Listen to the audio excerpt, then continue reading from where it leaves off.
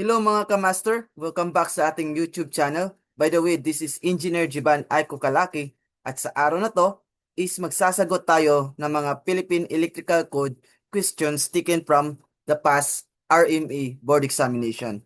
Okay, without further ado, let's start our discussion. So for question number 1, yung tanong natin dito is intermittent operation in which the load conditions are regularly recurrent is called blank duty. Ulitin natin. Intermittent operation in which the load conditions are regularly recurrent is called blank duty. A. Periodic. B. Varying. C. Short time. D. Continuous. So, isa-isahin po natin yung mga choices. So, first natin is we have the periodic duty. So, ano yung definition ng periodic duty? This type of operation consists of a sequence of identical duty cycles. Each cycles contains a period of operation at constant load followed by a period of rest or no load. The key factor is that these load conditions are regularly recurrent, meaning it is repeating identically over time. So, from the definition itself, masasabi natin yung sagot dito is the periodic duty. Pero for the sake of knowledge, isa-isahin po natin. Second is we have the varying duty. So, ano yung definition ng varying duty? It is described an operation where loads and speed changes widely and irregularly over time. Next is the short time duty. So, ano yung definition ng short time duty? This refers to an operation where the motor runs at constant load for a brief specific time, but then remains at rest until its temperature completely cools down to an ambient temperature. It does not repeat in regular and rapid succession. Then last, we have the continuous duty. So ano yung definition ng continuous duty?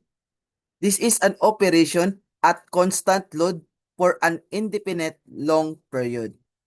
So, kung babasahin natin ulit yung problem or yung tanong, an intermittent operation in which the load conditions are regularly recurrent is called the periodic duty. So, ayun. Next, we have question number 2. Sign and outline lighting outlets shall be calculated at a minimum of blank volt amperes for each required branch circuit. Ulitin natin. Sign and outline lighting outlets shall be calculated at a minimum of blank volt amperes for each required branch circuit.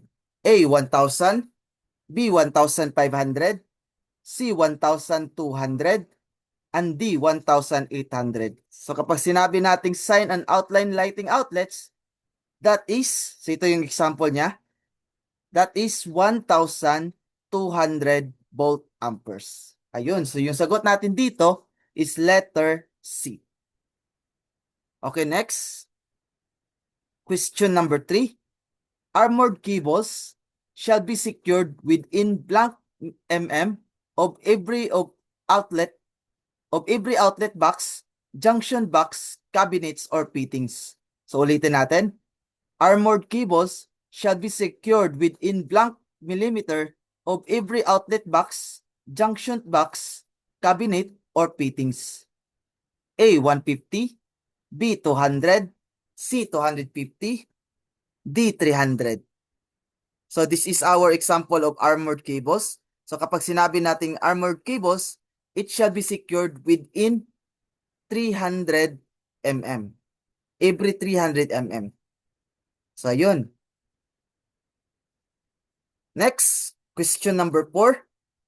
Cartridge fuses and fuse holder should be permitted to be installed in circuits not exceeding blank bolts between conductors. Ulitin natin. Cartridge fuse or fuse holder shall be permitted to be installed in circuits not exceeding blank bolts between conductors. A. 115, B. 150, C. 300, D. 125. So kapag sinabi nating mga cartridge fuse or fuse holder, ginagamit lang po sila for a voltage or for a line-to-line voltage of 300 volts or less. So kapag sumubra sa 300 volts, hindi na po recommendable na gumamit ng mga cartridge fuse or fuse holder. Okay, next. Question number 5. Switches and circuit breakers shall be installed such that the center of the grip of the operating handle of the switch or circuit breaker when it is in the highest position shall not be more than blank above the floor or working platform. So ulitin natin. Switches and circuit breakers shall be installed such that the center of the grip of the operating handle of the switch or circuit breaker when it is in the highest position shall not be more than blank above the floor or working platform. So we have an illustration here para mas maintindihan po natin. So ito po yung ating circuit breaker. Tapos switch on natin yung circuit breaker. So there po yung position ng ating handle is on the highest position. So sabi dito, ang standard po na distance from the floor is, or the maximum height of the handle from the floor is less than 2,000 mm. So therefore, yung sagot natin dito, so that is 2,000 mm or that is equivalent to 6 feet or 7 inches. So yung sagot natin dito is letter B, 2,000 mm. So ulitin natin, ito yung ating circuit breaker. Ito yung highest position na kaya natin i-operate yung handle of the switch. So yung kanyang standard distance from the working platform or the floor is 2,000 mm or less. So ito po yung ating maximum height. Sige, question number 6. Resistance type heating elements in electric space heating equipment shall be protected not more than blank amperes. Resistance type heating elements in electric space heating equipment shall be protected not more than blank amperes. E 50, B 40, C 60, D 30. So yung sagot natin dito, kapag sinabi nating resistance type heating elements, it shall be protected not more than 60 amperes. And that is letter C. Okay, next. Question number 7.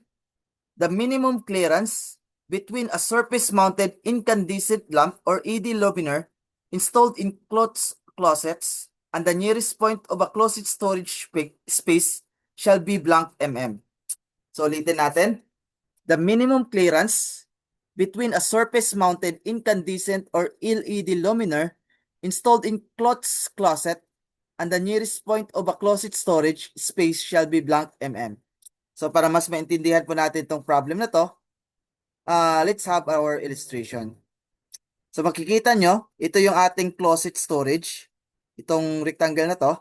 Tapos sa itaas dito is meron, andito yung ating luminaire or incandescent lamp. So sabi dito, yung nearest point of the closet daw, so ito yung pinaka nearest point, is dapat yung kanyang distance shall be a minimum of 300 mm. So sabi dito 305. Pero yung minimum distance dapat ng LED luminaire natin from the nearest point of the closet storage is dapat in a minimum of 300 mm. So therefore, yung sagot natin dito is letter A, 300 mm. Okay, next. Question number 8. Where the service disconnecting means is a power-operated circuit breaker, it shall be able to open by hand in the event of blank. Ulitin natin. Where the service disconnecting means is a power-operated circuit breaker, it shall be able to open by hand in the event of A. Short circuits, B. Overloads, C. Ground faults, D. Power supply failure. So sabi dito, kung magkakaroon ng power supply failure, dapat kaya nating i-operate yung ating circuit breaker or service disconnecting means using our hand only. And that is letter D. So for question number 9, for motors with a marked temperature rise of 40 degrees Celsius or less, the overload device shall be selected to trip at blank percent of the motor nameplate full load current rating. So ulitin natin. For a motors with a marked temperature rise of 40 degrees Celsius or less, the overload device shall be selected to trip at blank percent of the motor nameplate full load current rating. A. 115, B. 125, C. 130, D. 150. So yung sagot natin dito, kapag sinabi natin motors with a marked temperature rise of 40 degrees Celsius or less, yung ating overload device shall be able to strip at 125% of the motor nameplate. So ayun, that is letter B. Next, horizontal run of type EMT cable or conduits shall be supported at intervals not exceeding blank mm. Horizontal runs of type EMT conduits shall be supported at intervals not exceeding blank mm. So kapag sinabi nating EMT, ang ibig sabihin yan is electrical metallic tubing. So yung horizontal run ng EMT conduit shall not be exceeding 900 mm. So ayun, that is letter E. Okay, next, question number 11. The Philippine Electrical Code specifies that an equipment shall be in sight from another equipment if the specified equipment is not located more than blank meters from other equipment. Ulitin natin. The Philippine Electrical Code specifies that an equipment shall be in sight from another equipment if the specified equipment is not located more than blank meters from other equipment. A. 5, B. 10, C. 8, D. 15. So, para mas maintindihan po natin itong tanong na to, let's have our illustration.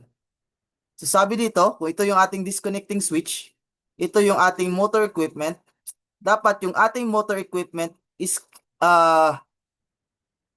visible or mayroon tayong clear line of sight or visible na less than 15 meters from the disconnecting switch. So, ayun. So, ito po yung sagot natin. So, dapat yung distance ng motor equipment from our disconnect switch is dapat 15 meters or less. So, for question number 12, overhead conductors from piston lighting shall not be smaller than blank square mm unless the conductor are supported by a messenger wires. Ulitin natin. Overhead conductors from piston lighting shall not be smaller than blank square mm unless the conductor are supported by a messenger wires. So sabi dito, overhead conductors from piston lighting shall not be smaller than 3.5 square mm. And that is letter B. Okay, next, question number 13.